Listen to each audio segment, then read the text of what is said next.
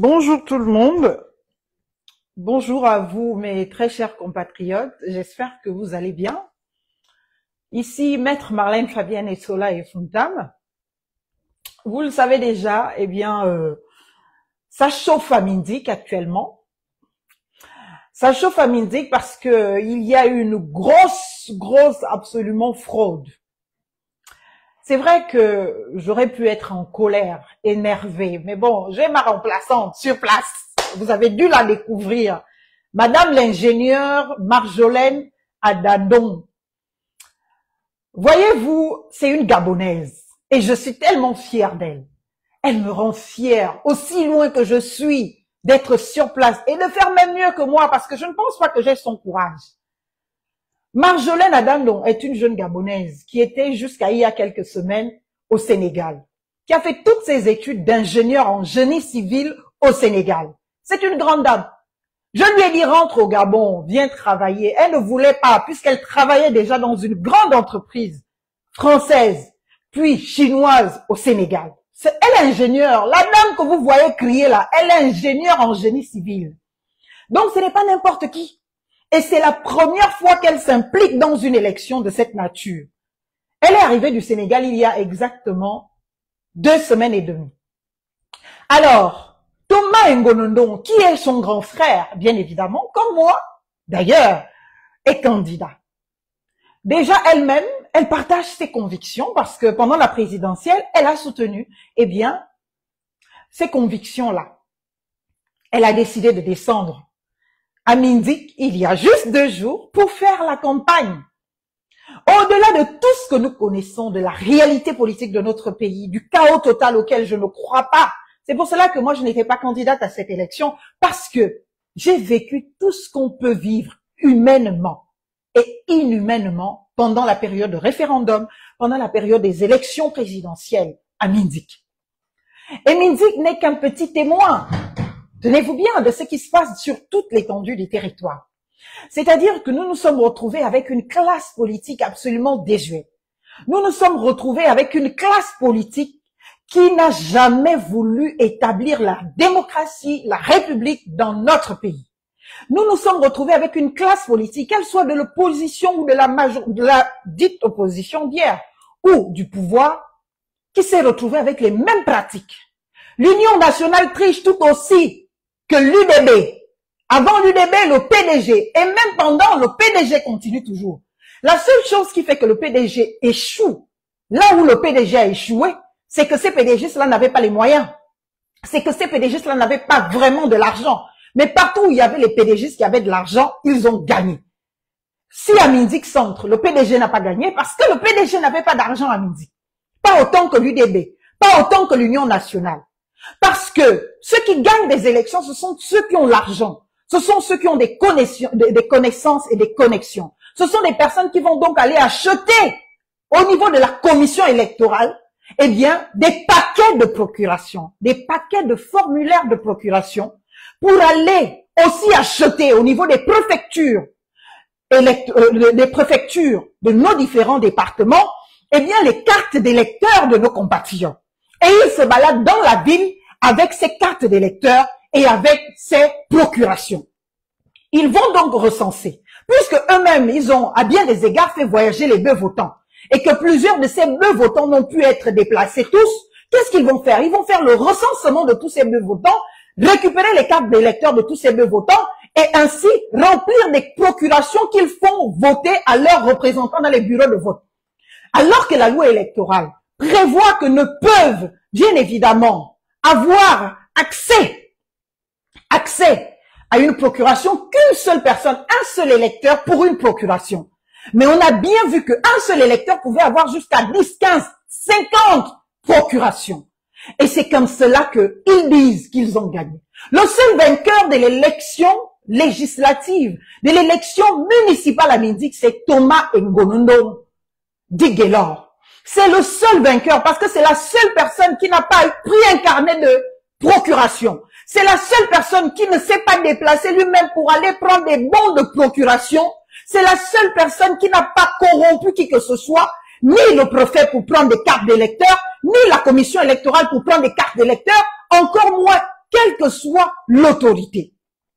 Il est allé s'adresser à ses compatriotes, à ses parents à Mindik, à ses frères, à ses sœurs, à ses mamans qui l'ont porté. Il a marché faisant sa campagne sans un véhicule. Et les Gabonais, les Mindikois lui ont fait confiance. Ils ont fait de lui le futur maire de la ville de Mindik. Hier soir, vous m'avez vue toute heureuse. Et je le suis toujours. Je ne vais pas perdre mon sourire à cause de ceux qui sont en train d'essayer à Mindik. Parce que même pour ça, là, s'il faut que j'aille rencontrer Brice Clotaire au Ligingema pour que Thomas Ngolondon soit le maire de Mindik, je le ferai. Parce que cette fois-là, c'est notre Gabon à tous. C'est notre pays à tous. Et on ne va laisser personne piétiner qui que ce soit. Brice Clotaire au Ligingema vous a choisi pour aller vous prouver de quoi vous êtes capable sur le terrain.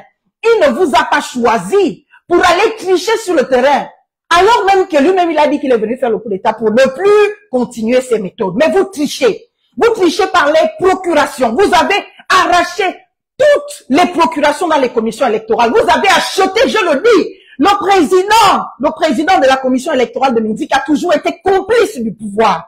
S'il veut qu'il me porte plainte, moi-même, je viendrai répondre à cette plainte parce que il participe à cette tricherie et c'est par lui que cette tricherie passe.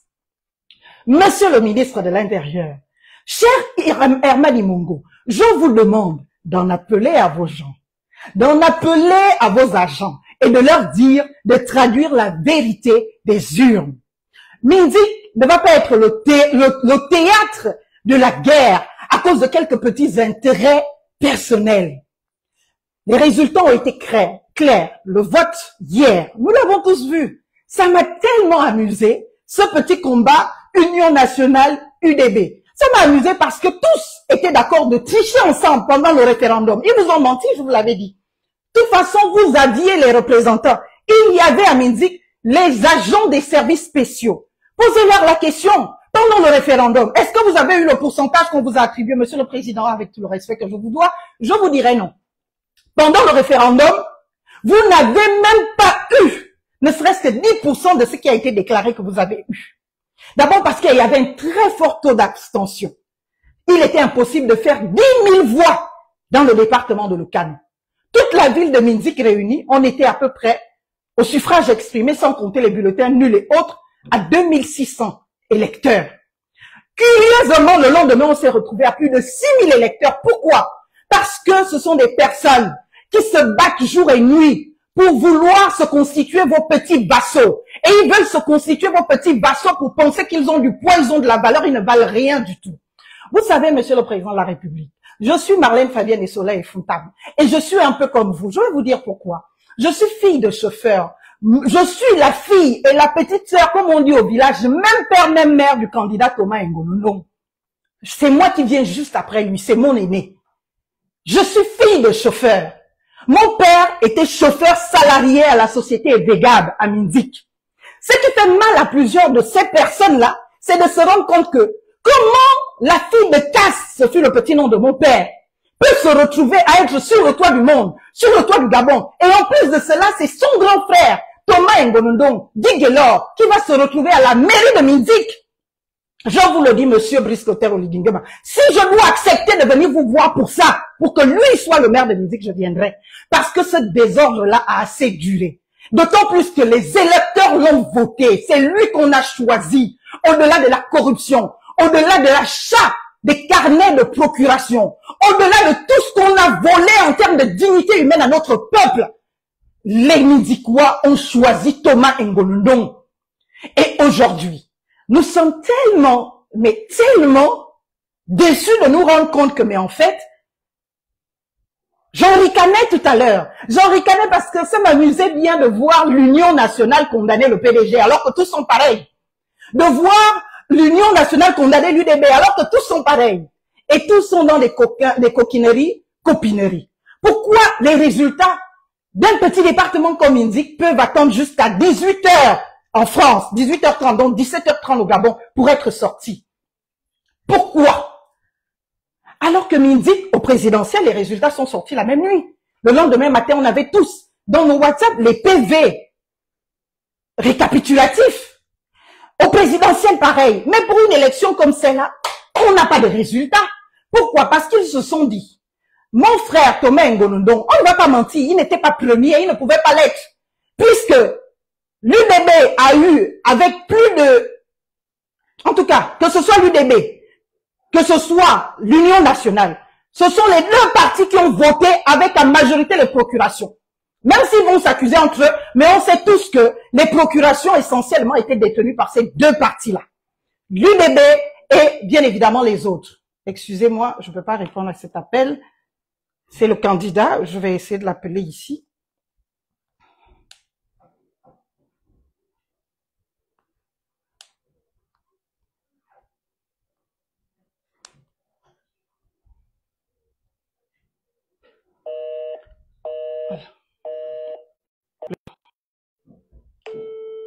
Connectez-vous, mettez les cœurs.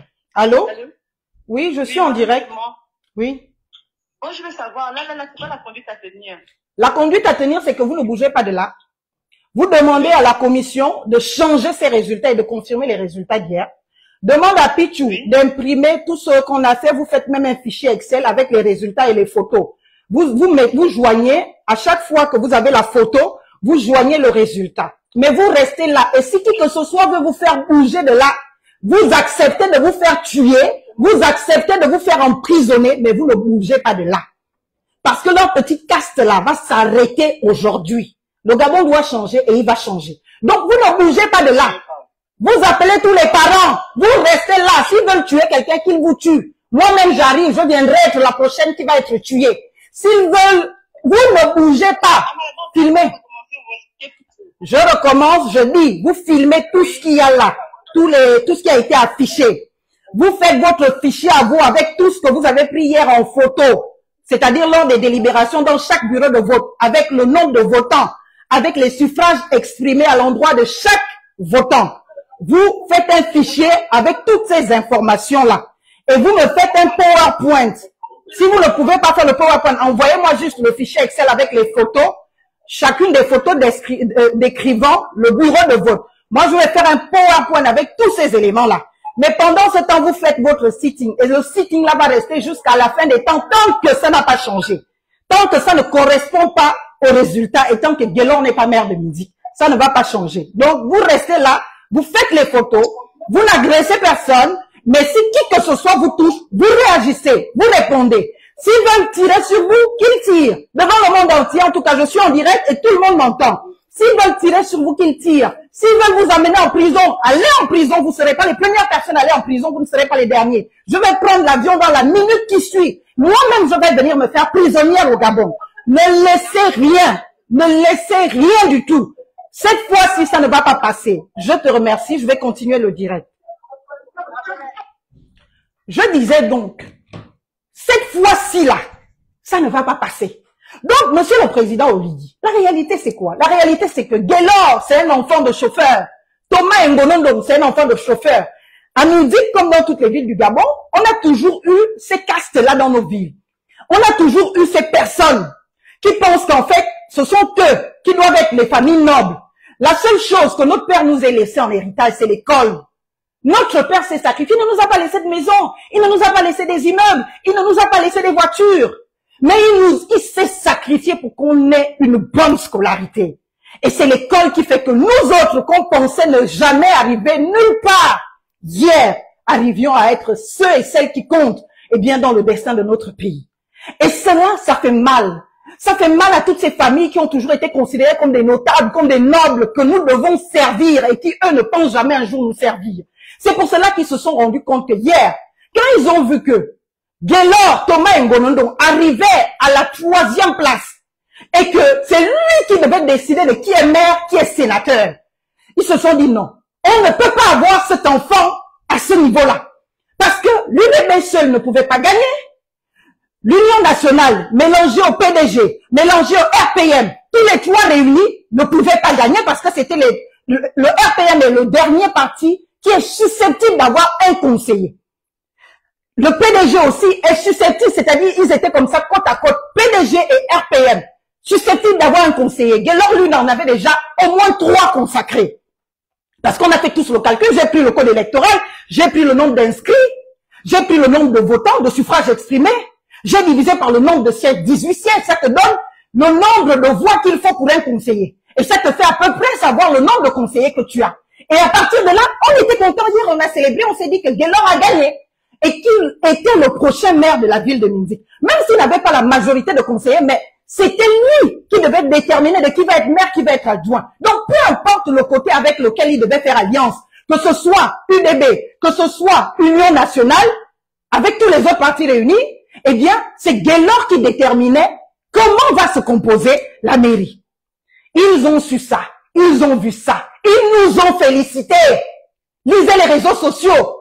Ils sont venus, on a célébré hier parce qu'on s'est dit que, mon Dieu, cet enfant a fait sa campagne. Il n'avait pas d'argent, il n'avait pas de moyens. Oui, la haine que certains voient à M. Alain-Claude Bilibizeux, ils veulent l'utiliser comme prétexte. Ce n'est pas la raison pour laquelle ils ne veulent pas que Guelor soit maire de Minzik. La vraie raison, c'est que Guelor est comme vous, M. Brice Clotaire Oligingema. Guelor est un enfant de pauvre. Guelor est un enfant de prolétaire. Guelor est un enfant de chauffeur. Cette personne, Casse Ndongfoum Fabien, qui était une bonne personne pour les conduire partout, qui les a conduits toute une vie, qui était gentille. Et c'est cette gentillesse, l'héritage que nous a laissé notre père, son comportement, qui ont fait que, bien évidemment, on porte Guelor. Parce que Guelor n'a pas donné de l'argent à quelqu'un pour être là où il est là. C'est ce qui fait que, quand ils se sont vus comme ça, on va dire, mais mon Dieu, on va venir bouleverser l'équilibre du partage du pouvoir à Minzik. Ce n'est pas possible. Guelor ne peut pas être le prochain maire. Il ne peut pas être celui qui nous tient tous. Il ne peut pas être celui qui décide. Et le connaissant, il risque de nous demander la mairie centrale. Comme ça, il va nous dire, vous me donnez la mairie centrale. Celui qui lui garantit la mairie centrale, c'est celui-là qu'il va soutenir. Et ainsi de suite pour les sénateurs. Donc, ils ont fait tous ces calculs. Ils se sont rendus compte que non, on ne peut pas donner à cet enfant-là. C'est le plus jeune de tous les candidats. On ne peut pas donner à cet enfant-là ce pouvoir de décider de nos vies, ce pouvoir de décider de notre avenir, et surtout, nous mettre en position de nous obliger de faire de lui le maire central, parce qu'il en a le pouvoir. Heureusement, par les suffrages exprimés de nos compatriotes, de nos parents à Minzik, malgré les tricheries, malgré les fraudes. Nous avions plusieurs parents comme cela, qui sont à Libreville, qui n'ont pas eu les moyens de venir à Minzik pour voter. Nous, on n'a pas eu d'argent pour déplacer les gens. Même nos propres parents, qui voulaient nous voter, mais nous sommes des enfants de pauvres. On n'avait pas l'argent pour les déplacer de Libreville à Minzik pour venir voter. Donc, même pour faire les procurations pour eux, on n'a pas pu. Parce qu'au niveau de la commission électorale, ils ont décidé de donner les procurations à l'UDB et à l'Union nationale. Tant pis pour les autres. Nous autres, parce que Thomas Ngonondo, on savait bien qu'il a beaucoup de gens qui le soutenaient, des gens de la diaspora, des gens de Libreville, mais qui malheureusement n'ont pas de moyens ou dont le boulot ne permettait pas de se déplacer. Eh bien, qu'est-ce qu'ils ont décidé de faire? Ils ont décidé de lui refuser les procurations. Donc, le vote qui s'est exprimé hier, ce n'est pas un vote des procurations. C'est le vote des Minzikois vivant à Minzik, des Minzikois pas transportés, des Minzikois qui connaissent leurs enfants, qui ont vécu avec lui, qui vivent au quotidien avec lui. C'est le seul vote réel, parce que tous les autres, que ce soit Union nationale, que ce soit l'UDB, ce sont des votes truqués. Avec leur connaissance dans la 5e République, ils se sont appropriés les carnets de procuration. Ils traînaient avec dans les voitures à midi. Ils les avaient. Le PDG a essayé, mais ils n'ont pas trop réussi parce qu'ils n'ont pas d'argent. Les PDG de musique sont pauvres. Ils sont pas comme les PDG d'ailleurs. C'est d'ailleurs pour cela qu'ils ont échoué. S'ils avaient l'argent, ou que l'un d'eux avait encore le pouvoir, dans Minzik Centre, ils auraient gagné. Dans le département, le PDG va gagner là-bas. Parce que là-bas aussi, il y a un PDG qui a l'argent. C'est à cela que ça s'est joué. Donc, ils ont acheté des carnets de procuration. Ils sont allés les remplir. Et ils les ont tous fait passer comme cela. Avec la complicité des institutions de la République. C'est-à-dire que les cartes d'électeurs, comment un électeur peut se retrouver avec plus de 50, 100 cartes d'électeurs d'autres compatriotes? Et dans ces cartes d'électeurs, il y a des morts. Et dans ces cartes d'électeurs, je l'avais déjà dénoncé à l'occasion de la présidentielle, où j'avais été choqué de trouver dans mon bureau de vote, eh bien, la carte d'électeur de mon père. Et mon père était considéré comme avoir voté. Il faisait partie des suffrages exprimés. Alors que mon père est mort depuis 2019. Est-ce que vous vous rendez compte? Monsieur le Président, je vous prie tout ce que j'ai de plus cher dans ma vie. Vous ne pouvez pas laisser ce qui se fait à midi. Monsieur Thomas Ngonondo, quoi qu'il se passe, quoi qu'il décide, quoi qu'il fasse, doit être le prochain maire de la ville de Minzik. Et vous allez voir comment il va se déployer dans son patriotisme, dans son amour. Et c'est le seul qui avait le projet de société à Minzik. Tous les autres, ils sont allés s'insulter entre eux. Tous les autres sont allés s'insulter entre eux. Ils n'ont pas parlé de Minzik. Ils n'ont pas parlé d'avenir. Ils n'ont pas parlé de projet de société. Le seul candidat à avoir défendu un projet de société, c'est lui. Et les populations ont décidé de lui faire confiance. Les réelles populations, celles qui vivent le quotidien de Minzik, celles qui sont là avec toutes les réalités difficiles de Minzik. Pas celles qu'on téléporte, ou celles qu'on transporte, ou celles qu'on impose, mais celles qui vivent là. Je ne parle pas de la transhumance électorale ou politique. Je ne parle pas de tout le reste. Monsieur le Président, je vous le demande. Je suis gabonaise. Vous n'allez pas nous faire nous sentir étrangers chez nous. Thomas Ngolondo est gabonais. Et ce qui est en train de se faire à Minzik aujourd'hui, et je vous assure que nous, on est prêts à mourir pour ça. Parce que c'est la dignité de notre père qu'on défend. Parce que ce n'est pas parce qu'on a été pauvre dans sa vie ou parce qu'on n'a pas été un fonctionnaire, un haut cadre que sa vie ne vaut rien. Mon père s'est sacrifié à nous envoyer à l'école. Et tous nous sommes diplômés. Celle qui parle depuis là, qui fait des lives à Minzik, là, c'est ma petite sœur. C'est même pas elle qui vient après moi. Celle qui vient après moi est morte. Elle vient après celle qui venait après moi. Du même ventre. Ma mère a eu 10 enfants. Du même ventre. Et celle-là, elle est ingénieure en génie civil. Elle vient juste arriver du Sénégal, ça fait 2 semaines et demie. Elle est ingénieure en génie civil. Je lui ai dit, le Gabon est difficile, c'est pas grave, mais viens travailler au Gabon. Si tu ne veux pas chercher de l'emploi, ouvre une entreprise, je vais t'accompagner pour que tu crées ton entreprise de génie civil de prestation, puisqu'elle en avait déjà une au Sénégal. Viens faire ça à Minzik. Elle se déplace, elle vient vivre pour la première fois un moment électoral aussi fort. Et voilà à quoi elle fait face. Elle est excédée, elle est obligée de le dénoncer. Donc, nous on n'est pas riches, nous on n'a pas le pouvoir, nous on ne connaît pas les grands gens. Mais nous, la seule chose que notre père nous a laissé en héritage, ou les deux choses, l'école, vous allez faire l'école et on est tous diplômés. L'école, mais à côté de l'école, la seconde chose, c'était son héritage, son comportement, la manière dont il était avec les autres, sa générosité, son cœur. Et c'est ce qui fait que partout où on arrive à Minzik, on nous reçoit comme si, bien évidemment, on était des personnes tellement importantes. Alors que tout simplement, c'est le simple sourire de papa. C'est la simple bienveillance de papa. C'est le simple comportement de papa. Mais les gens de Minzik, ceux que vous avez envoyés, à complicité avec les institutions de la République, la préfecture, la commission électorale, ils sont en train de vouloir bousiller les efforts d'un enfant orphelin de plus et qui n'a rien demandé à personne. Qui n'a rien demandé à personne. Il s'est offert à ses parents, à ses frères, à ses sœurs, sans un seul moyen, sans un seul sou. Et les populations ont dit, c'est toi. C'est toi qu'on veut. C'est toi qu'on veut. Et c'est pour cela qu'il est là. On ne peut pas dire que ça ne leur fait pas mal de nous voir briller. Ceux qui sont à la manœuvre de ce qui se passe à Minzik actuellement. Parce que papa, il était bon pour les transporter en clando et consorts. Mais il devait garder sa petite place de clandomane dans ses heures perdues à la retraite. Puisqu'après son travail salarié, dans la retraite, jusqu'à sa mort, il faisait le clando. Donc il devait garder cette petite place. Mais comment c'est possible que c'est l'enfant d'un clandomane qui se retrouve comme Marlène Fabienne et Soleil Funtab?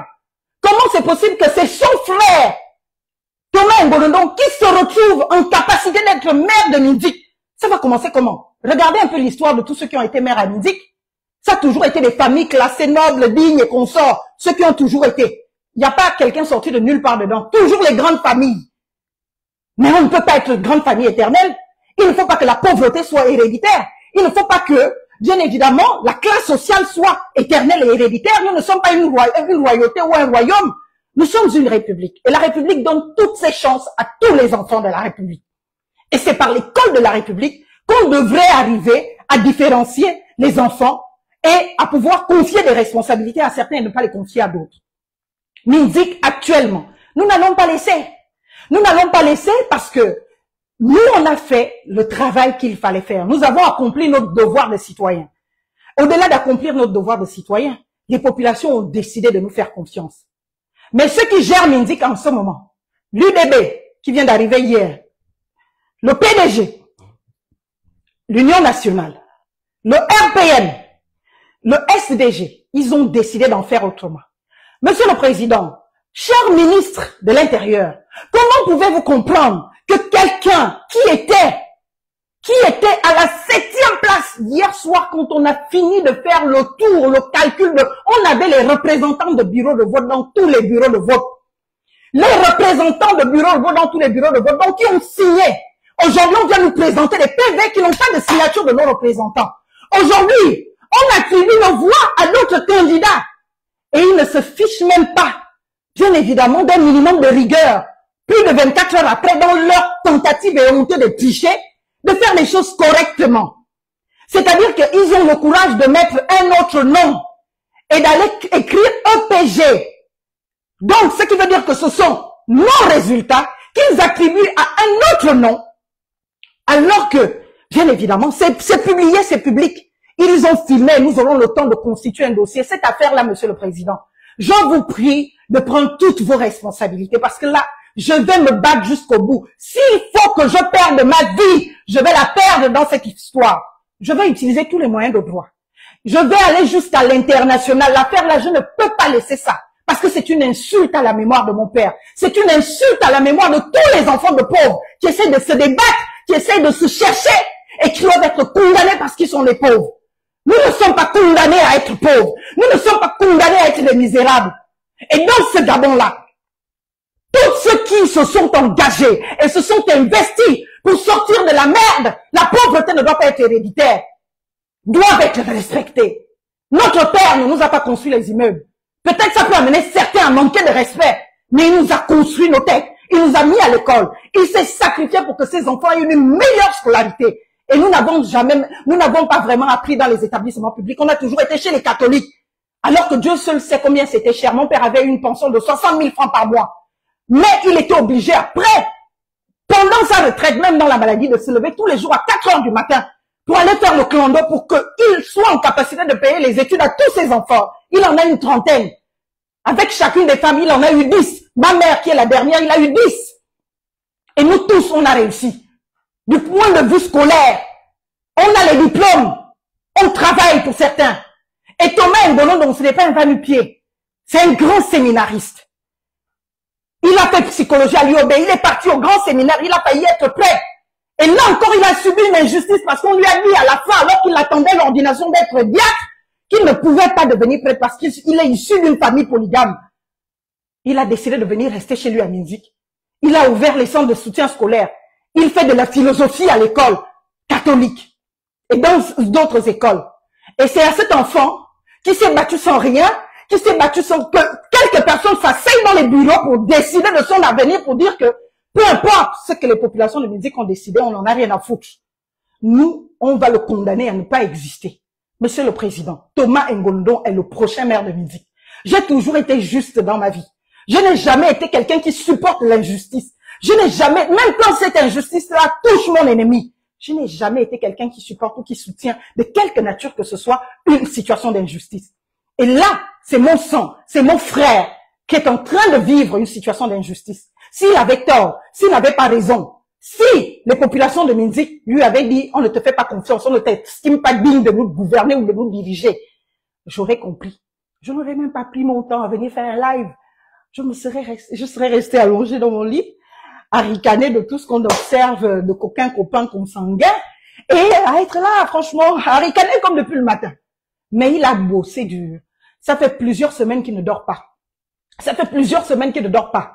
Ça fait plusieurs semaines qu'il sillonne les quartiers, sans moyens. Ça fait plusieurs semaines que j'essaye de faire sa petite communication parce qu'il n'avait même pas la capacité ou la possibilité d'avoir un photographe.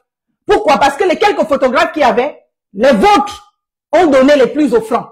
Et donc, au lieu de payer 100 000 francs un photographe, peut-être pour toute la tournée, il donne 500 000. Le photographe va aller là où on lui donne 500 000.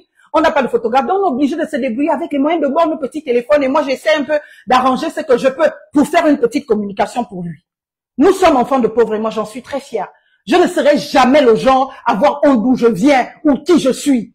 Mais je suis surtout fière du parcours que j'ai jusqu'aujourd'hui.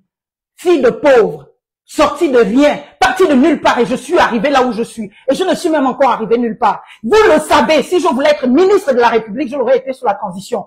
Je l'aurais été même sous Ali Bongo, depuis longtemps. J'essaye de me battre encore pour mes convictions. J'essaye de me battre encore pour me dire que non, on n'est pas obligés tous de nous trahir du point de vue de ce qu'on défend. Mais notre pays chaque jour nous afflige. Notre pays chaque jour nous dit qu'on n'a pas le droit d'avoir des convictions. On n'a pas le droit de les défendre. On n'a pas le droit de porter une dignité et de rester dans une certaine verticalité. Et ça me fait mal. Ça me fend le cœur de me dire que dans mon propre pays, ce pays que j'ai choisi de venir servir, alors que j'avais toutes les opportunités ici en France de rester, de me déployer, de me développer, de prendre la nationalité et de devenir française et faire de la politique en France et réussir en politique en France. Nos parents ne nous ont pas éduqués comme ça. Ils nous ont dit, vous devez revenir au village. Vous devez venir construire tout ce que vous voyez de bien là-bas. Venez mettre ça ici. Venez faire ça ici, monsieur le président. Je vous parle pour la première fois à cœur ouvert. Nous ne pouvons pas continuer à subir ces injustices alors que vous avez crié le 30 août avoir délivré et sauvé les Gabonais. Ceux que vous avez envoyés à Midi, que ce soit les agents de la commission électorale, que ce soit vos soutiens, que ce soit vos amis, copains, ils sont en train de foutre n'importe quoi. Et ils veulent redessiner un visage de Midi qui n'est pas le visage d'aujourd'hui. Les minorités sont plus nombreux à Midi. Les minorités sont plus nombreux. Et moi, je m'estime faire partie de ces minorités-là. Ce qui fait mal à certains, c'est qu'on est sorti dans leur dos. Personne n'a jamais pensé un jour me voir moi arriver là où je suis. Personne ne l'a jamais fait. Personne n'a jamais pensé. Pourtant, j'ai grandi devant tout le monde à Mindik. J'ai fait toutes mes classes à Mindik. Et tous ceux qui m'ont vu grandir, j'ai toujours brillé. Et c'est l'école qui m'a toujours distingué.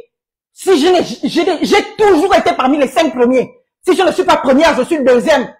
Quand je n'ai vraiment pas travaillé, je suis au moins 4e, 5e.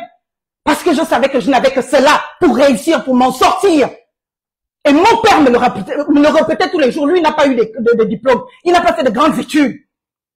Il s'est arrêté au CM2. Il écrivait parfaitement. Il lisait parfaitement. Il a fait son permis de conduire. Et c'est avec son permis de conduire qu'il nous a tous élevés, qu'il a fondé sa famille. Et qui nous a payé les études.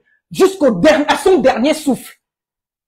Je n'ai pas eu l'opportunité de rendre à mon père ce qu'il m'a donné. Je n'ai pas eu l'opportunité de faire de mon père quelqu'un qui profite des fruits. Et de voir aujourd'hui qu'on a envie de faire à mon frère ce qu'ils sont en train de faire là, parce que c'est un enfant de pauvre, parce qu'il n'a personne devant, il n'a personne derrière. Monsieur le Président, je ne peux pas l'accepter. Et s'il faut que je m'immole, quand j'arrive au Gabon, je le ferai. Je prendrai l'avion, je viens au Gabon. Je viens devant la présidente, je mets la corde au cou, j'en finis avec. Peut-être ça fera réfléchir certains Gabonais de se dire qu'à un moment donné, on va s'arrêter quand? On s'arrête quand? On s'arrête quand? On s'arrête quand? Avec l'insulte aux pauvres. On s'arrête quand? Avec la moquerie. On s'arrête quand avec la tricherie? À quel moment est-ce qu'on décèle de nous tenir droit et de nous dire que ça c'est le chemin et ça c'est pas le chemin? On continue de nous enfoncer dans les mêmes épreuves.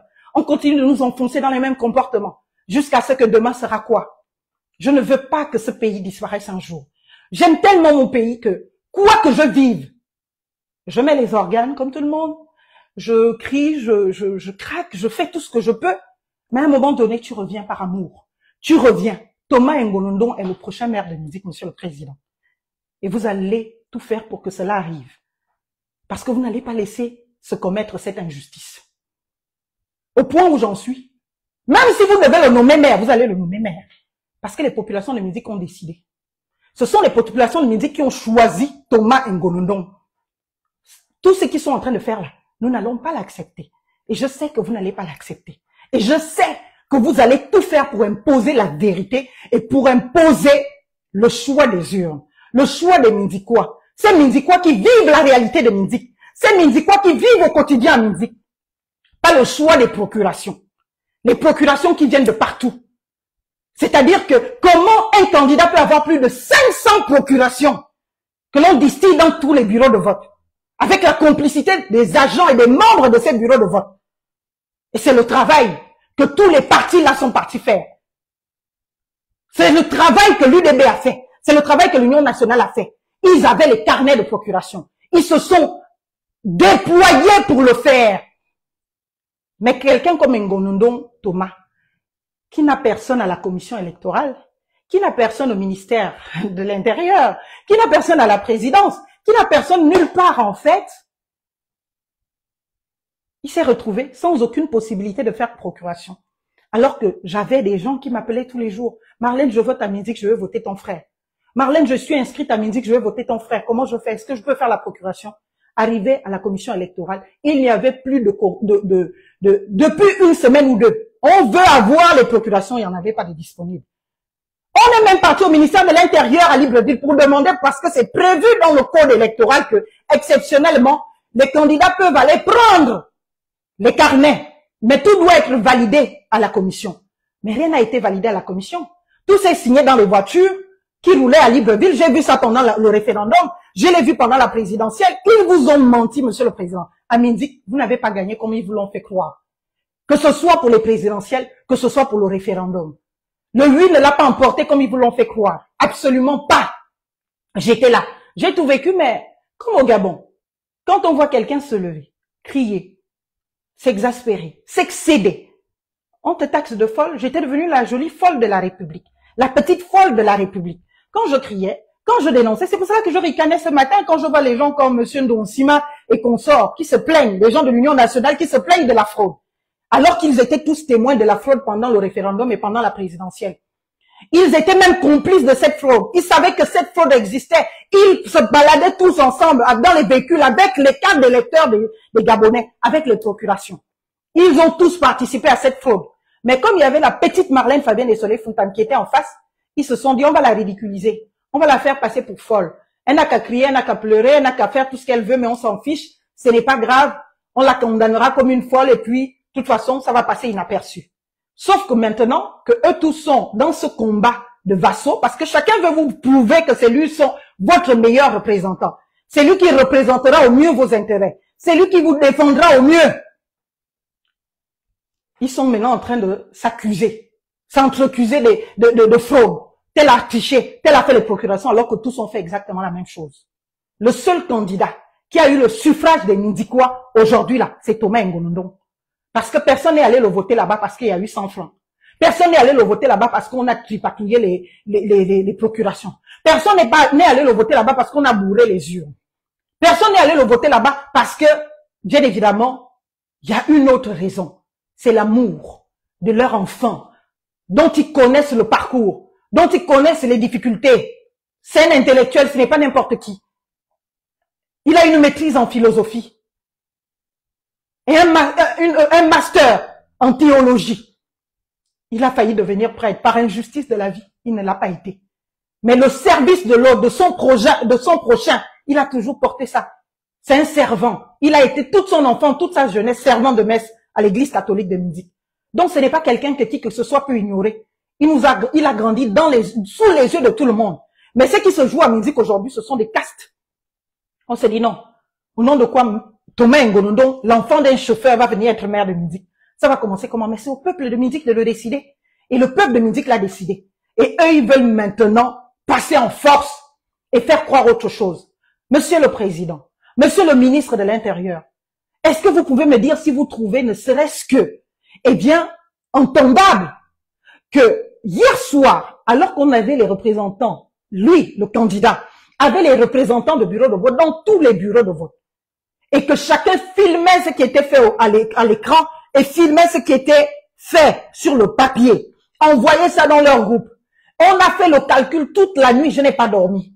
C'est après qu'on a fêté. Il y avait la fête à la maison hier, parce qu'ils étaient heureux qu'enfin, mon Dieu, le peuple de Minzik est resté intègre et digne, au-delà de tout, malgré l'argent qui était à foison de part et d'autre. L'Union nationale, beaucoup d'argent sur le terrain.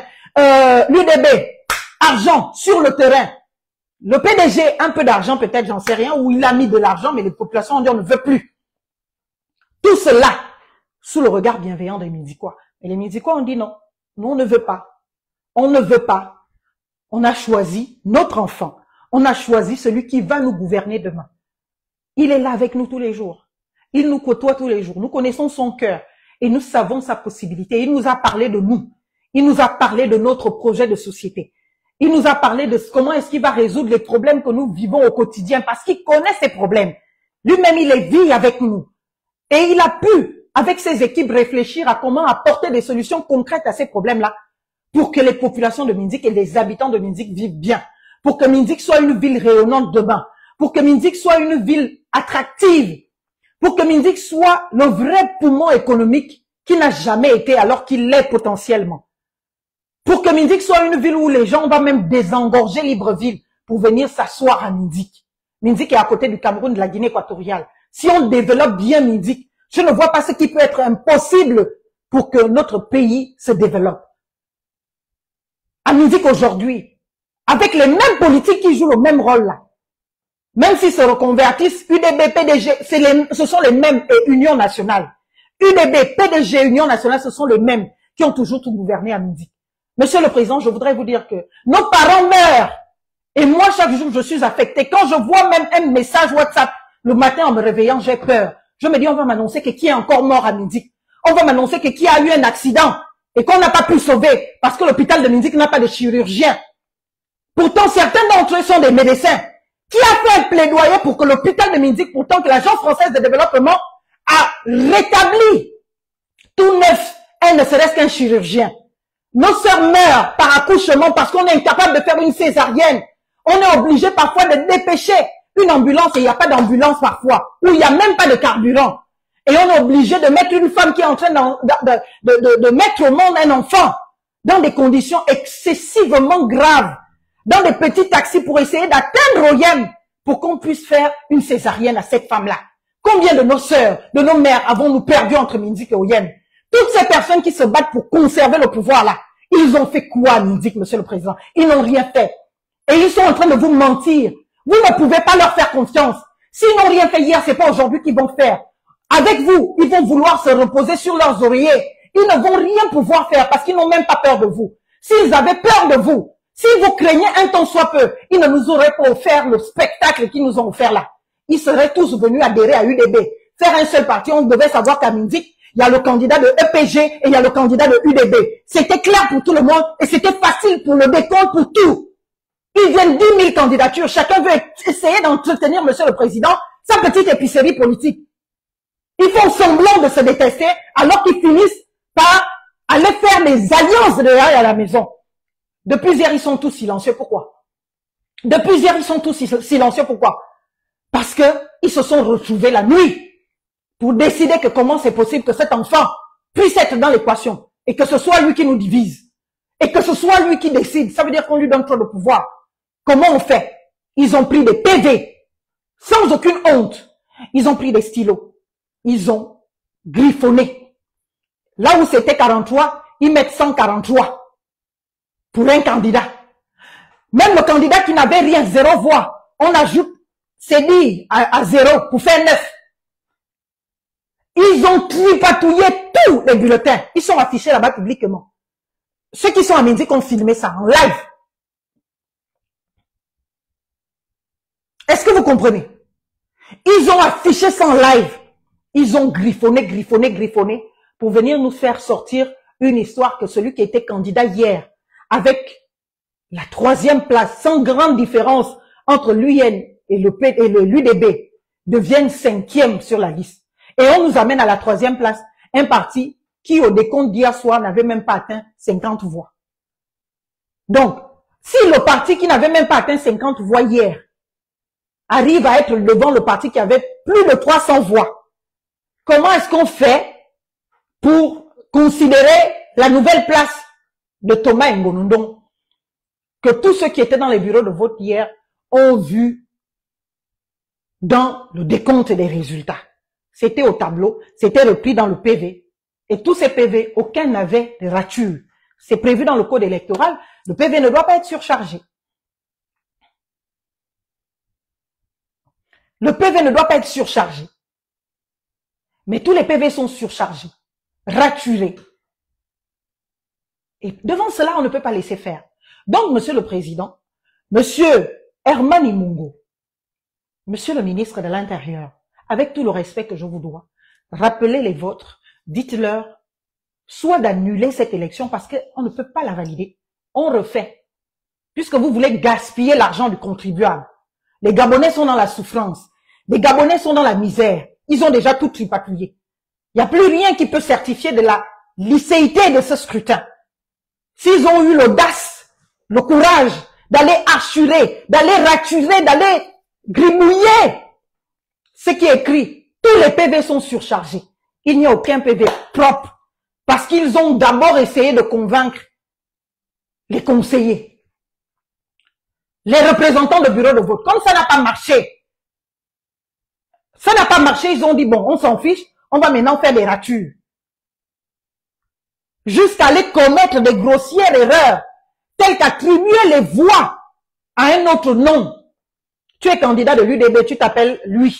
L'autre est candidat de EPG, il s'appelle Martin. On met le nombre de voix de lui à Martin. Et Martin se retrouve, il n'y a pas de voix. Comment c'est possible? Alors qu'on a tous les PV. Monsieur le Président, cette injustice ne peut pas continuer. Tous ceux qui ont décidé de prendre Mindik en otage, qui ne développent pas ce Mindik, qui continuent de conditionner le peuple gabonais vivant à Mindik, comme leurs esclaves, comme leurs sous-hommes, comme des personnes qui doivent, à chaque fois qu'ils sont de passage à Mindik, venir faire les queues devant leur maison pour avoir un peu de subside, pour avoir un peu de riz, pour avoir un peu de médicaments, doivent être totalement envoyés à la quarantaine politique. On n'en veut plus. On ne veut plus ceux-là qui conditionnent notre peuple à l'indignité humaine. On n'en veut plus. Nous voulons des personnes qui prennent conscience que chaque être humain compte. Et c'est le cas de Thomas Ngom. Et qui donnent à chaque être humain sa place dans la société. Qu'ils se sentent aimés, qu'ils se sentent citoyens, qu'ils se sentent concernés par les choses de la République, par la chose publique. Et que l'État en prenne soin. C'est ce que nous vivons ici en France. J'ai été étudiante en France et mère d'enfants. Je recevais 1 800 000 par mois. 1 500 000 ou 1 800 000 par mois d'aide pendant 1 an. Parce que j'avais 25 ans et j'avais un enfant et j'étais étudiante. Pourtant, l'État français, je n'avais jamais cotisé. Ça s'appelle des aides sociales, des allocations sociales. On ne regarde pas que le père de l'enfant ait l'argent ou le père de l'enfant n'ait pas de l'argent ou que le père de l'enfant peut s'occuper de l'enfant. On regarde que moi-même en tant qu'être humain, je dois être en capacité de m'occuper de mon enfant et d'offrir à mon enfant des conditions aussi idoines pour que l'enfant ne grandisse pas dans un déséquilibre qui va faire croire qu'il n'y a que papa qui peut donner l'argent. Maman n'a pas d'argent. Donc, autant papa peut faire, maman peut faire. Tu as avec ton enfant, l'enfant a envie de quelque chose. Tu as les moyens de donner à cet enfant ce que l'enfant veut. Et ça permet déjà à l'enfant de grandir dans un équilibre, de se dire que, ah, il n'y a pas que papa qui a l'argent. Il n'y a pas que maman qui a l'argent. Les deux sont disponibles, ils me font plaisir, ils font ce que je veux, ils s'occupent de moi. Et c'est à cela qu'on veut arriver au Gabon. La dignité humaine dont on parle, ce n'est pas des slogans. C'est donner à chaque compatriote, à chaque Gabonais, la possibilité de manger dignement, d'être logé convenablement et dans de bonnes conditions. La possibilité d'être instruit, éduqué, formé. La possibilité de vivre, Monsieur le Président. C'est la promesse que vous avez faite au peuple gabonais. Restaurer la dignité du peuple gabonais. C'est un bien grand mot. C'est un mot qui a parlé à plusieurs d'entre nous, qui avons foi dans ces idéaux-là. Mais malheureusement, depuis le coup d'État, nous constatons que tout va de travers. Et vous n'avez jamais eu une main qui paraisse ne pas trembler en sanctionnant ceux qui font que on retombe dans les travers du passé. Ils sont connus, ils sont identifiés. Vous êtes l'homme le mieux renseigné du Gabon. Et les services spéciaux sont toujours là, partout où il y a des intérêts publics ou politiques. Quand j'étais à Mindik pendant le référendum, ils étaient là, ils se sont rapprochés de moi, ils m'ont questionné. Pendant la présidentielle, pareil. Donc, vous êtes le mieux informé de ce qui se passe sur le terrain. Vous savez donc ceux qui foutent la merde. Vous savez ceux qui foutent le désordre. Et nous voulons voir votre main ne plus trembler. Nous voulons voir votre main enfin sanctionnée de toute rigueur. Pour que nous ayons confiance dans le fait que nous avons changé de république. J'en ai appelé à la 6e. Parce que, eh bien, la 5e a démontré qu'elle n'est pas capable de nous offrir les promesses faites par vous-même, Monsieur le Président. Les promesses faites par vous-même. Et il suffit de tendre un micro aux Gabonais. C'est devenu pire qu'avant. Et cela ne doit pas vous honorer. Vous devez même vous en sentir honni. Vous devez même vous en sentir éhonté. Vous devez même vous en sentir tellement mal de vous dire que, mais comment c'est possible que j'ai promis aux Gabonais de changer? J'ai promis aux Gabonais qui ont même accepté et validé un coup d'État de leur offrir autre chose que ce qu'ils ont connu jusque-là, de faire pire que mon prédécesseur. Monsieur le Président, nous n'avons aucune loyauté à l'égard d'Ali Bongo. Il est parti, il n'est plus là. On a une loyauté à l'égard du Gabon. Et c'est vous qui conduisez à la destinée de nos vies aujourd'hui. C'est pour cela que moi, les comparaisons de c'était mieux avant, c'était mieux hier, je ne peux pas rentrer dedans. Mais je dis, ce que nous constatons aujourd'hui est pire que ce qu'on a connu hier. Ce que nous constatons aujourd'hui est d'une violence. D'une flagrance. Quand le PDG trichait, il trichait même en cachette. Vous-même, vous l'avez dit. Souvenez-vous de votre propos à l'endroit des forces de défense et de sécurité. Quand vous expliquiez les raisons de votre coup d'État. Quand vous expliquiez les raisons de votre coup d'État, vous rappeliez aux gens que non, le PDG était en train de tricher. Ils étaient en train de tricher avec le président, sa femme et consorts. Et vous leur disiez même que, mais même s'il faut tricher, trichez quand même intelligemment. Trichez quand même un peu. Faites semblant que tout soit un peu parfait. Mais quand c'est trop flagrant, c'est vilain et c'est pas possible. Vous l'avez dit, monsieur le président, vous-même. Alors, comment ceux qui vous exposent à une telle honte, à une telle démocrature, peuvent ne pas être sanctionnés, peuvent ne pas être condamnés? Moi, j'accuse la classe politique gabonaise. Vous n'êtes pas l'ultime responsable de tout ce qui se passe. Ceux qui vous ont condamné à ce qui se passe aujourd'hui sont tous ceux qui ont été avec vous, tous les partis politiques confondus. Le RPM, d'abord en tête, Donsima qui se plaint aujourd'hui. Monsieur Raymond Donsima se plaint. Il se plaint. Il dit que on est revenu à la case départ. Je le dénonce parce que c'est indigne d'entendre cela de lui. Il avait l'obligation et la responsabilité de vous mettre sur le droit chemin, il ne l'a pas fait. À minima, il avait la responsabilité de rester fidèle au choix des Gabonais en 2023. Moi, j'ai fait la campagne pour Ensemble pour le comment on appelle ça, Alternance 2023. Je ne l'ai pas fait parce que je voulais être reconnu quelque part. Je l'ai fait, j'ai fait ma proximité. J'ai parlé aux Gabonais de la nécessité d'avoir quelqu'un d'autre à la tête de notre pays, de voir si on peut espérer à autre chose. Mais qu'est-ce qui s'est passé, monsieur le président, monsieur le ministre? Qu'est-ce qui s'est passé? Il s'est passé que tous sont venus vous faire allégeance. Et quand vous leur avez offert miel et je ne sais pas trop quoi, ils se sont tus sur tous les dérapages. Ils ont fait de moi l'indigne de la République.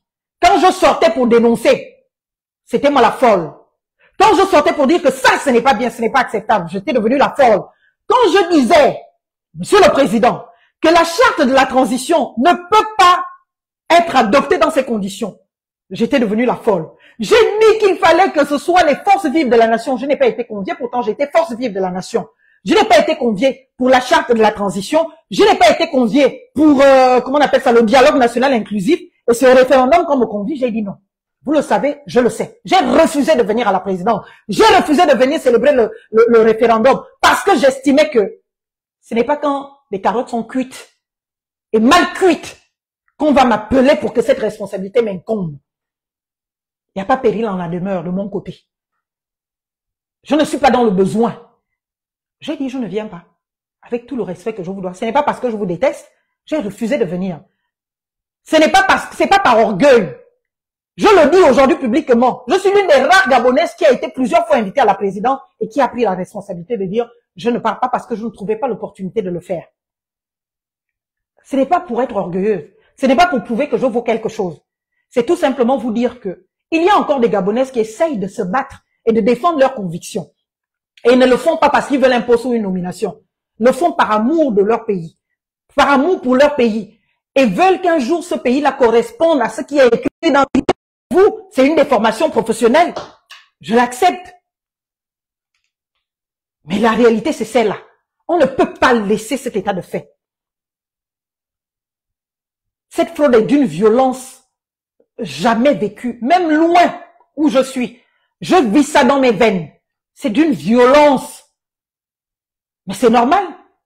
Quand il y a les guerres de gang, quand les guerres, un même gang se bat pour les mêmes intérêts, pour un même objectif, chacun se battant pour prendre le trône du gang. C'est ça qu'on assiste là. Je n'ai jamais assisté à l'occasion des élections au Gabon à un tel niveau de violence. Je ne sais pas jusqu'où iront les miens. Moi, je vais leur dire de rester là, de ne pas bouger.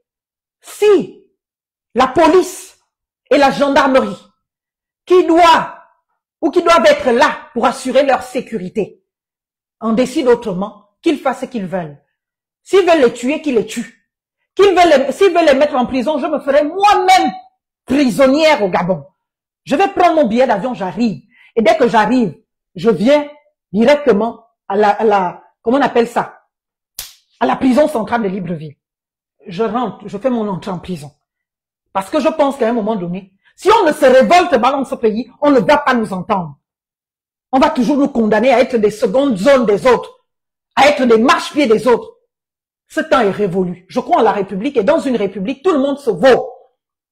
Tout le monde se vaut. Un enfant de pauvre, un enfant de riche. Ce qui doit nous différencier, c'est nos valeurs, nos appétences, nos compétences, notre intellect. C'est rien d'autre. Ce ne sont pas les castes. Ça veut dire que l'enfant d'Ali Bongo est plus important que moi. L'enfant de tel est plus... Non, nous tous nous sommes des citoyens gabonais. Et le Gabon doit nous regarder avec les mêmes yeux. Le Gabon doit nous traiter avec les mêmes yeux. Et la seule chose qui doit faire la différence dans le traitement, ce sont les compétences des uns et des autres. L'apport, l'engagement. Aujourd'hui, à Mindik est en train de s'établir un vol d'une violence qu'on n'a jamais connue à Mindik. Et j'accuse publiquement la commission électorale de Mindik qui est complice de ce qui se fait. La préfecture de Mindik, parce que je pense, sauf erreur de ma part, et si c'est une erreur, je m'en excuse, que c'est elle qui dispose des cartes d'électeurs. Et si ces cartes d'électeurs se retrouvent dans les voitures des uns et des autres, cela veut dire que la préfecture a été complice. Et les candidats, tout aussi complices. Mais je pense qu'ils ne sont pas les plus blâmables. Parce que ceux qui sont les plus blâmables sont ceux qui tiennent les institutions. Ceux qui doivent veiller à la vérité. Et c'est la commission électorale. Quand une commission électorale est capable d'afficher les PV bourrés de ratures, les PV bourrés d'erreurs, on sait que le candidat EPG à Mindik, c'est Thomas Ngonodon. Comment on peut attribuer, on met parti EPG et on va mettre le nom de quelqu'un d'autre. Et on affiche ça publiquement. On voit bien les ratures sur les nombres de voix.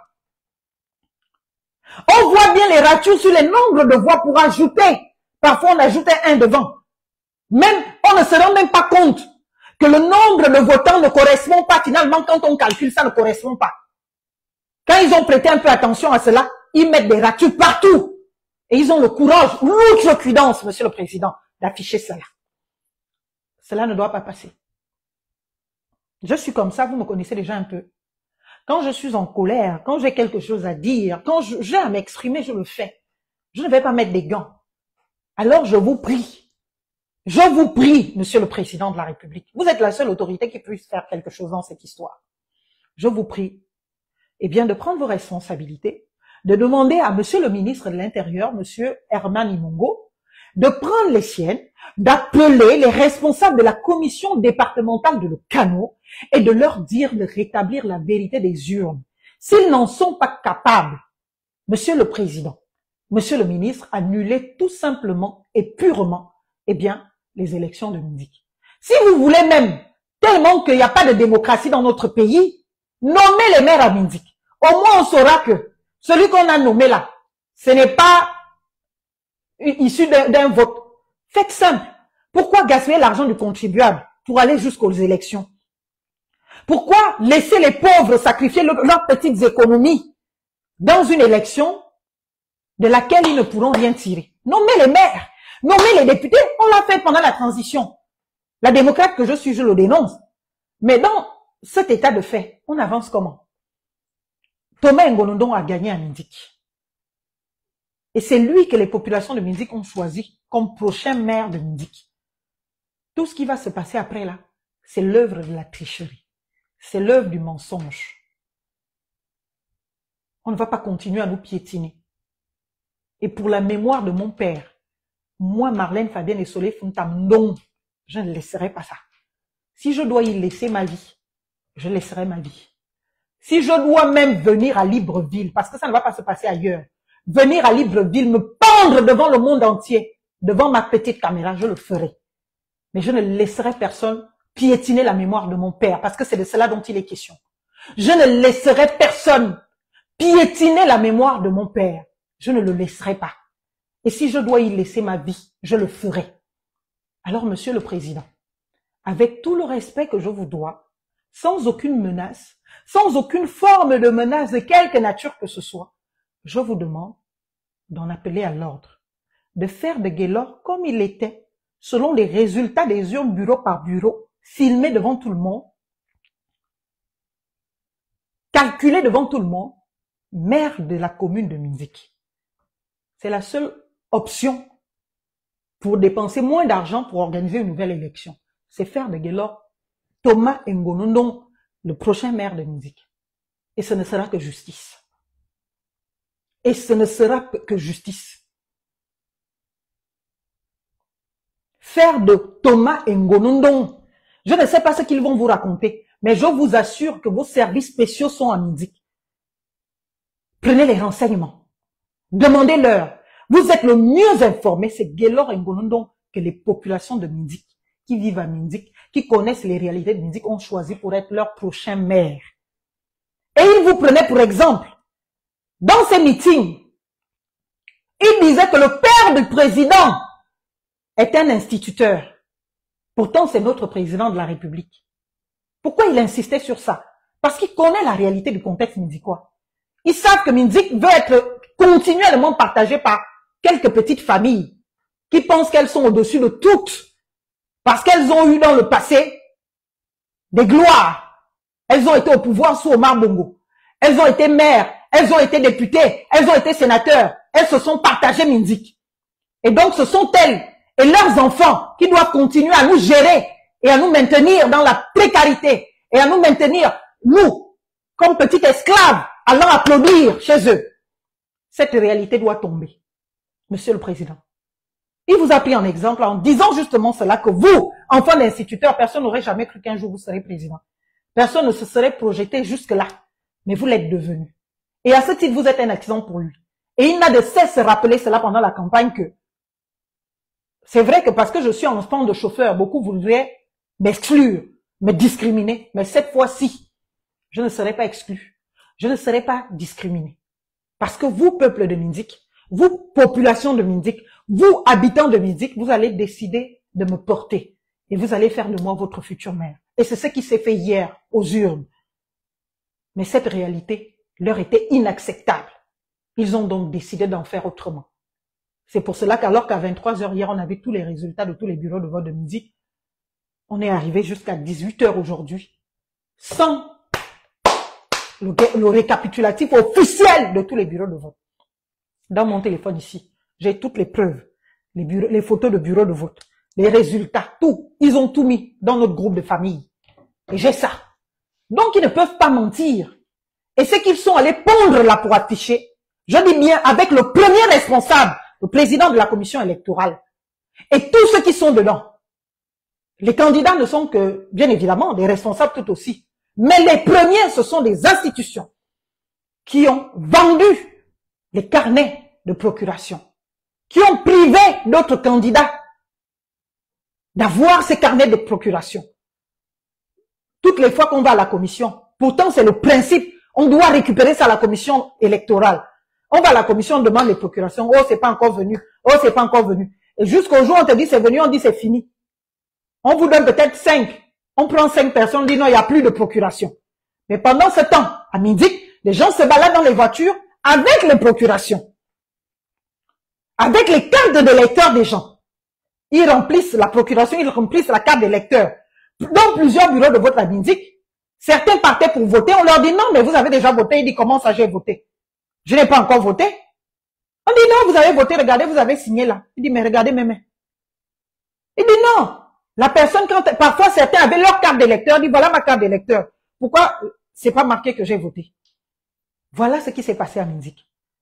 On s'est dit hier, bon, moi je me réjouissais parce que pour une fois, toutes ces personnes qui me voyaient en bizarre là, pendant le référendum et la présidentielle, pouvaient vivre ce que moi j'ai vécu à ce moment-là. De voir comment les gens trichent devant toi. Et des gens pour qui tu as du respect, tu as de la considération, tu admires, pour qui tu as de l'admiration même.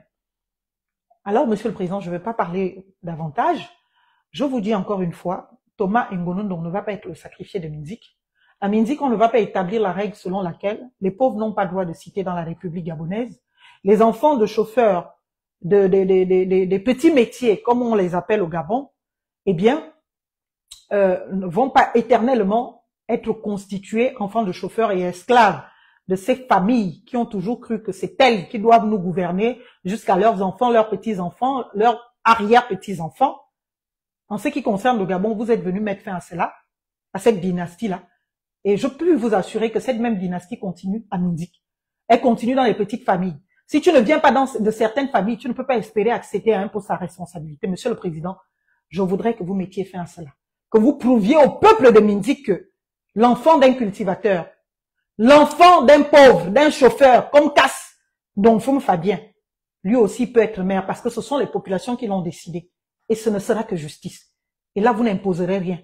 Vous ne rétablirez que l'ordre et la vérité des urnes. Je ne savais pas qu'un jour, j'allais affirmer ce mot, vérité des urnes. Ceux qui hier étaient avec Ping, qui revendiquaient cette vérité des urnes, sont tapis dans l'ombre aujourd'hui à Mindik, sont silencieux sur ce qui se passe alors qu'ils étaient tous avec leurs représentants dans les bureaux de vote et savent pertinemment le nombre de voix que Thomas Ngonondon a eu.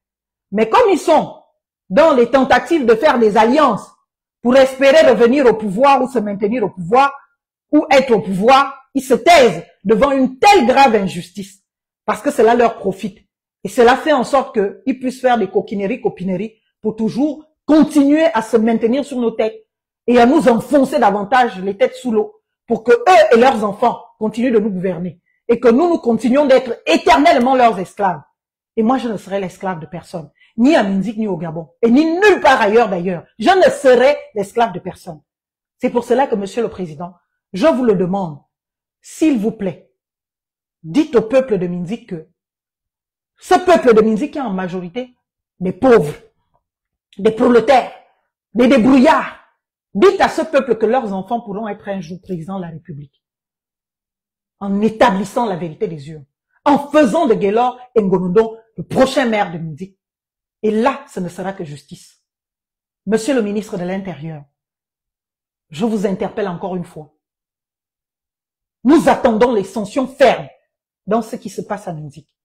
Et je ne m'arrêterai pas là. Dès que j'arrête ce téléphone, je fais des courriers. Je leur enverrai, le candidat lui-même ira déposer devant toutes les juridictions possibles. Et si les juridictions nationales ne nous font pas confiance, ne nous établissent pas dans nos droits, on ira jusqu'à l'international. Si on ne se fait pas entendre du point de vue du droit, on considérera que notre pays, le Gabon, nous a rejetés. Notre père est mort, on est orphelin. Il était pauvre, il n'était pas grand quelqu'un dans ce pays. Et donc nous n'avons pas notre place au Gabon. Et comme nous n'avons pas notre place au Gabon et que nous n'avons pas l'intention d'aller nous créer une place ailleurs, même si on en a l'opportunité et la capacité, eh bien on viendra s'immoler au Gabon, tous ensemble. Je prendrai la responsabilité de prendre mes frères et sœurs avec moi. On va se brûler à Libreville, devant vous, devant la présidence. On va le faire.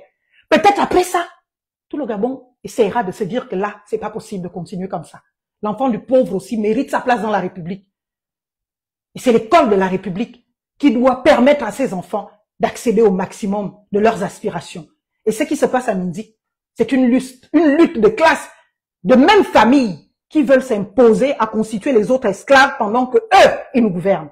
Et je ne voudrais pas être participante de cela. Je le condamne avec la dernière énergie. Je condamne ce qui se passe à Mindik avec la dernière énergie. J'en appelle à votre sens des responsabilités. J'en appelle à votre pouvoir, parce que c'est vous seul qui l'avez. Et je vous demande vraiment de rétablir Thomas Ngonondon dans sa place, bien évidemment, dans ces élections, et surtout de faire de lui le maire de Mindik, parce que je ne peux même plus dire, c'est plus une question de population. Les populations ont voté, ont fait de lui maire de Mindik. Malheureusement, les vôtres ont décidé autrement. À partir de ce niveau-là, il n'y a plus d'autres recours possibles si ce n'est vous. Je vous demande donc de faire en sorte que M. Thomas Ngonondon soit le prochain maire de Mindik, parce que c'est la voix du peuple, c'est le choix des Mindikois. Au-delà des fraudes, au-delà des procurations imposées, 300 procurations, 400 procurations, 500 procurations. On va même jusqu'à 800 procurations pour un seul candidat. C'est du jamais vu, mais du venez voir. Même ça encore, on a laissé. Ça encore, on a laissé, on a dit, bon, chacun se débrouille comme il peut. Mais le peu de Mindikois qui se sont levés d'eux-mêmes, aller dans les urnes pour dire c'est l'enfant là qu'on vote. On s'en fiche du parti politique. Aminzik, on s'en fiche du parti politique. On connaît nos enfants. Celui-là, on peut lui faire confiance. Celui-là, il est avec nous. Celui-là, il est droit. Celui-là, il aime les autres. C'est lui qu'on vote. Et c'est l'expression du suffrage amindik. Et c'est Gaylor qu'on a choisi. Entre hier soir à aujourd'hui, on ne sait pas ce qui s'est passé. Toute son équipe et lui, eh bien, sont partis de la maison vers midi parce qu'on a dit que les résultats devaient être proclamés officiellement à 13h. Ils étaient heureux, confiants, bien habillés, sapés, parce qu'ils savaient que la victoire qu'on a célébrée hier, on devait continuer à la célébrer aujourd'hui avec plus de monde. Et avant même que ce ne soit affiché, on vient lui dire que finalement, il est déjà à la 5e place. Et c'est comme ça que le bruit a commencé. Et un parti qui n'était même pas à la 6e place, je répète, qui n'avait même pas 50 voix, se retrouve à la 3e place. Alors il s'est passé quoi? On a ajouté les chiffres dans les PV. Les PV signés, on a fait des ratures. On a ajouté des chiffres. Ils étaient obligés de faire les ratures. Pourquoi? Parce que s'ils ajoutent les chiffres, on se rend bien compte que quand on calcule la totalité, eh bien, on n'a pas l'exact suffrage exprimé qu'on a déclaré au départ. Donc, on est obligé d'aller faire les ratures sur les suffrages exprimés ou sur la totalité pour que ça corresponde. Et là où ils n'ont pas été capables de faire ça, ils ont carrément pris les nouveaux exemplaires pour réécrire tout. Et donc, on se retrouve avec des PV, des procès-verbaux de bureaux de vote qui n'ont pas la signature de tous les candidats, des représentants de candidats. Et voilà ce qui s'est passé. Et nous disons non à cela. Je dis non. Moi, Marlène Fabienne et Soleil Fontaine, je dis non à cela. Et cela ne passera pas. Cette fois-ci, c'est la fois de trop. On n'acceptera pas, on ne laissera pas. Et ce candidat, Thomas Ngonondong, a déjà payé pendant la transition de son combat pour le Gabon. Il était candidat à la dernière élection, Monsieur le Président. Il a obtenu à cette élection 4 conseillers. Vous avez fait le coup d'État. Après le coup d'État, ils sont montés à Libreville. Ils sont montés à Libreville. Ils se sont partagés le pouvoir à Mindik. Les mêmes sont revenus à la mairie. Sauf une personne, le maire sortant. On a pris un colonel qui appartenait aussi à un parti, on l'a imposé.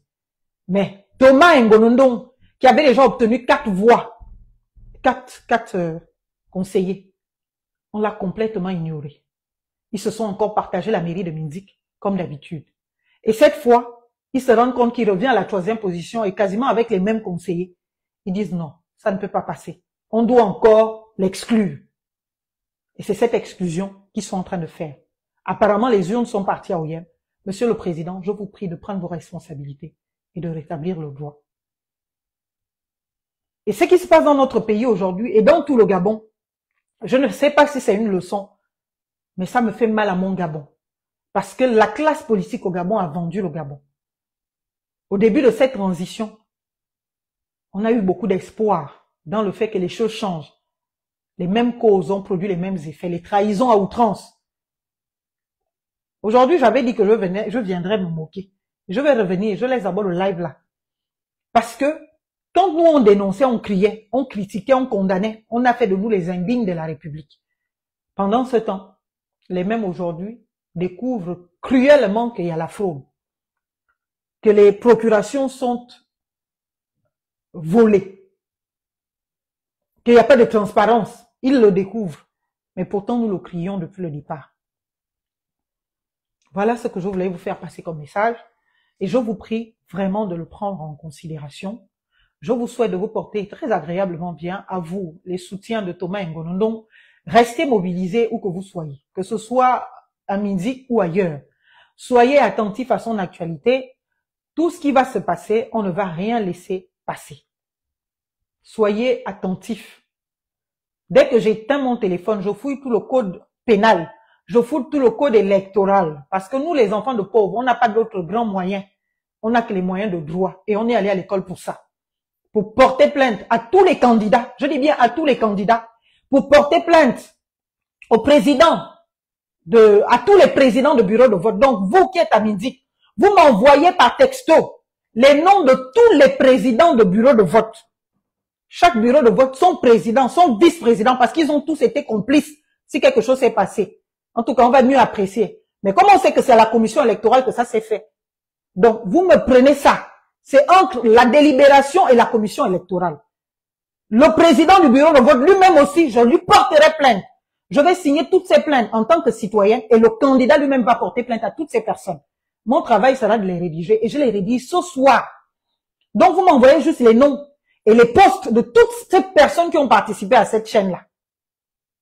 Même si la justice de mon pays fonctionne comme elle fonctionne, je n'ai pas d'autre moyen d'action. Je ne suis pas une terroriste, je ne suis pas une personne qui va appeler à l'insurrection, je ne suis pas une personne qui va appeler au désordre. Mais je dis aux miens, utilisez les voies de droit que vous avez. Vous restez là. Vous manifestez. Le droit à la manifestation est un droit.